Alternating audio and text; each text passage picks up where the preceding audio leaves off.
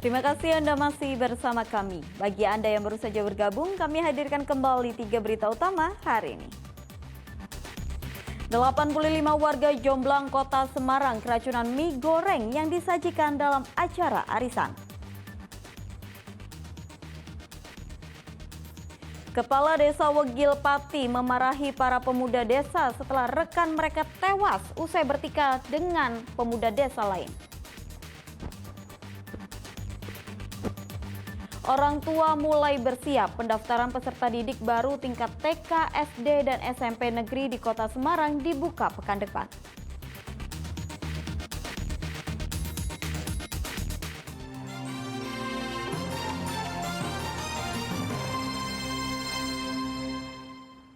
Pendaftaran peserta didik baru tingkat TK, SD, dan SMP negeri di Kota Semarang dibuka pekan depan. Sesuai jadwal PPDB dibuka mulai tanggal 18 Juni hingga 28 Juni mendatang.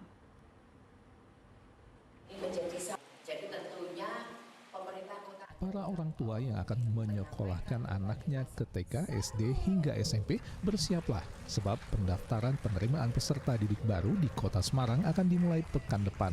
Menurut Dinas Pendidikan Kota Semarang, PPDB tahun ini berbeda dengan tahun lalu, di mana tidak ada proses pra-pendaftaran. Jadi siswa dapat langsung melakukan pendaftaran selama jadwal pendaftaran dibuka. Setelah itu, langsung akan dilakukan proses pemeringkatan dan pengumuman, di mana semua proses tersebut tetap dilakukan secara daring. Untuk jadwal pendaftaran PPDB tahun ajaran 2024-2025 tingkat TK dan SD dimulai tanggal 18 Juni hingga 22 Juni, sedang untuk tingkat SMP dimulai tanggal 24 hingga 28 Juni.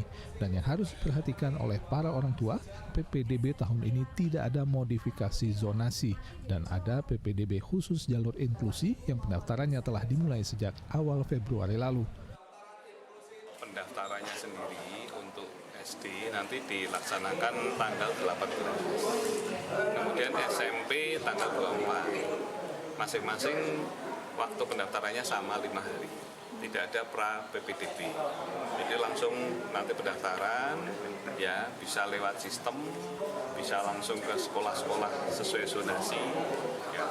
Dan durasi 5 hari itu nanti bisa dimanfaatkan untuk melihat jurnal ya, sambil konsultasi ke satuan pendidikan yang dipilih atau dinas pendidikan. Pemkot Semarang juga meminta orang tua murid tetap menyiapkan sekolah swasta sebagai alternatif jika tidak lolos PPDB, sebab kuota sekolah negeri terbatas. Saat ini sebagian besar sekolah swasta juga telah menerima dana BOS dari pemerintah. Saya juga harus menyampaikan juga pada orang tua, jangan berkecil hati kalau mungkin putra-putrinya tidak diterima di SMP favorit atau SMP negeri, karena SMP kan juga sudah banyak yang sudah disupport bosnya oleh pemerintah Kota Semarang. Saat ini bahkan sejumlah sekolah swasta telah menggratiskan siswanya karena adanya bantuan dari pemerintah. Ali Mustafirin melaporkan dari Kota Semarang. Ratusan kepala desa se-Kabupaten Demak menerima surat keputusan masa jabatan 8 tahun. Hal itu meresponi Undang-Undang Nomor 3 Tahun 2024 tentang desa yang disahkan pada April lalu.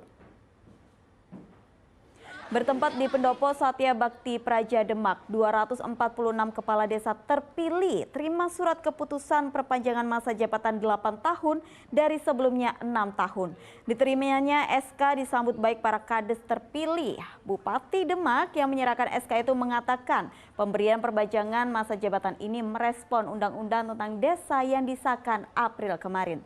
Dengan adanya perpanjangan masa jabatan, para kades diharapkan bisa memaksimalkan potensi dan mensejahterakan desa. Kita berharap dengan adanya perpanjangan SK tersebut kepada seluruh kepala desa di 243 desa se-Kabupaten Demak ini kinerjanya semakin baik lagi, dan ini sebagai motivasi dan tambahan semangat untuk para kepala desa bisa semakin meningkatkan kinerjanya, memperbaiki layanannya kepada masyarakat, bukan dengan tambahan masa jabatan ini terus berenak-enak saja, tetapi kami harapkan benar-benar bisa semakin meningkatkan kualitas kerjanya kepada masyarakat di desanya masing-masing. 7 peserta bakal calon bupati dan wakil bupati adu gagasan di DPC PDI Perjuangan Karanganyar. Kegiatan itu untuk mengukur kapasitas dan kapabilitas setiap kandidat.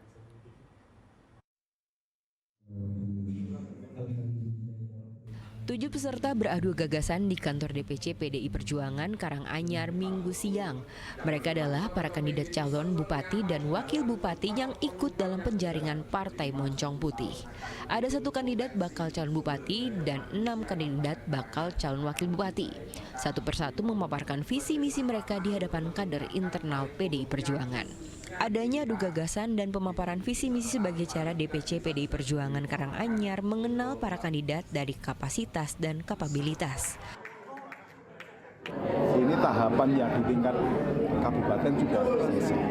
Jadi ini nanti diteruskan di DPD dan di DPD juga akan dilakukan penyaringan dan itu nanti disampaikan kepada DPP untuk mendapatkan satu rekomendasi. Tetapi visi misi secara penjaringan pasti dilakukan. Dari 7 peserta, ada 1 kandidat bakal calon wakil bupati yang tidak mengikuti kegiatan karena menjalankan ibadah haji. Hasil pemaparan visi misi dan gagasan direkam dan dilaporkan ke DPD dan DPP PDI Perjuangan. Heri Prasetyo melaporkan dari Karanganyar. Bantuan langsung yang berlanjut dinas-dinas terkait.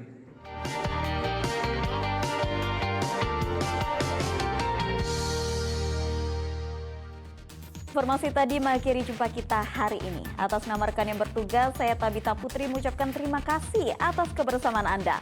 Selamat beraktivitas dan sampai jumpa.